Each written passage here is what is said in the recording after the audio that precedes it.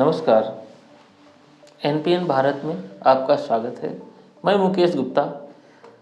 तो आज बात करते हैं राजनीति और उनके गर्म माहौल मुद्दों को लेकर के। अभी पूरे देश में चर्चा हो रही है, पक्ष और विपक्ष सहित जितने भी दल हैं सड़कों पर दिखाई पड़ रहे हैं। एक तरफ बाबा साहब भीमराव अम्बेडकर का मुद्दा सदन से सड़कों तक बहुत गर्म है। लगातार प्रेस कॉन्फ्रेंस होकर के पीसी हो रही हैं, सड़कों पर बैनर पोस्टर लेकर के सियासी लोग विरोध प्रदर्शन दर्ज कर रहे हैं। जैसा कि उसमें गृह मंत्री अमित शाह जी राज्यसभा सदन में संविधान चर्चा पर कुछ बोले थे, उसी को लेकर के बवाल शुरू है। इसी बीच भाजपा व कांग्रेस के लीडर संसद के बाहर खड़े हुए थे और राहुल गांधी जी के धक्का को लेकर एक ऐसा सियासी संग्राम खड़ा हो गया कि मुद्दा थाने तक पहुंच गया। अभी दोनों मुद्दे इस देश में माहौल गर्म किए हुए हैं। उधर दिल्ली में विधानसभा चुनाव का बिगुल फूंक चुका है। भाजपा और आम आदमी पार्टी के जो नेता हैं गली गली जाकर के प्रचार प्रसार करने में लग गए हैं। अब की बार बीजेपी कार्यकर्ताओं ने आप पार्टी को घेरना शुरू कर दिया है। दिल्ली की गलियों में जाकर के पिछले 5 वर्षों क्या 15 वर्षों में हुए विकास कार्यों को लेकर के उनकी नाकामियां गिनाने में जुटे हुए हैं। वहीं पूर्व मुख्यमंत्री या आप पार्टी के राष्ट्रीय अध्यक्ष अरविंद केजरीवाल जी प्रेस कॉन्फ्रेंस के जरिए मतदाताओं को मताधिकार के प्रयोग और जो वोट कटने बढ़ने की बातें कहते हुए देखे जा रहे हैं। तो दिल्ली में विधानसभा चुनाव को लेकर पूरी तरह राजनीतिक दल जुट गए हैं, कमर कस चुके हैं।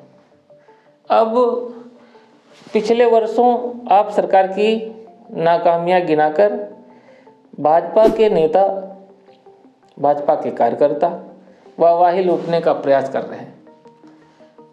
उधर अब माना जाए तो नए वर्ष 2025 के दरमियान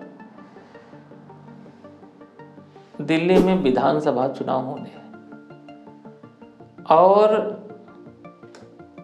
उस चुनाव में भाजपा के कार्यकर्ता दिल्ली में वर्तमान की सरकार को पूरी तरह घेरने की कोशिश कर रही है। अब 70 सीटों पर चुनाव होना है। इसके पहले 2015 में आम आदमी पार्टी ने 70 में 67 सीटें जीतने का जो जज्बा है उसमें कायम रहा। 2020 में भी जो चुनाव हुए उसमें भी आपने बाजी मारी। अरविंद केजरीवाल जी तीसरी बार मुख्यमंत्री बने थे। हालांकि इस समय वो मुख्यमंत्री नहीं हैं, फिर भी पार्टी की मजबूती के लिए लगातार काम कर रहे हैं और अन्य चुनावी दलों को ये समझा रहे हैं कि दिल्ली की 70 सीटों पर 67 सीटों पर हमने बहुत काम किया है। दिल्ली की जनता को सुख सुविधाएं दी हैं, चाहे उन अपनी तमाम प्रकार की योजना गिना रहे हैं। तो अब देखा जाए तो अभी वहाँ की मुख्यमंत्री आतिशी जी हैं जो कि पार्टी की कमान संभाले हुए हैं। अब लोगों में चर्चा इस बात का है कि जब पार्टी की गतिविधियां चुनावी जोर शोर में लगी हुई हैं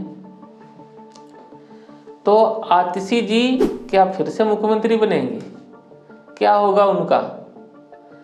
क्या उनको अरविंद केजरीवाल प्रमुख नेता के रूप में देखने के लिए आगे करेंगे, या वहाँ की जनता आतिशी जी की लोकप्रियता को देखते हुए मांग करेगी?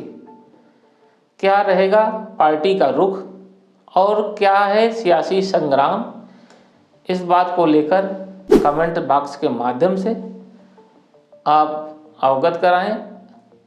आप जो है अपने कमेंट हमें पहुंचाएं और हमारे साथ जुड़ने के लिए आपका बहुत बहुत धन्यवाद।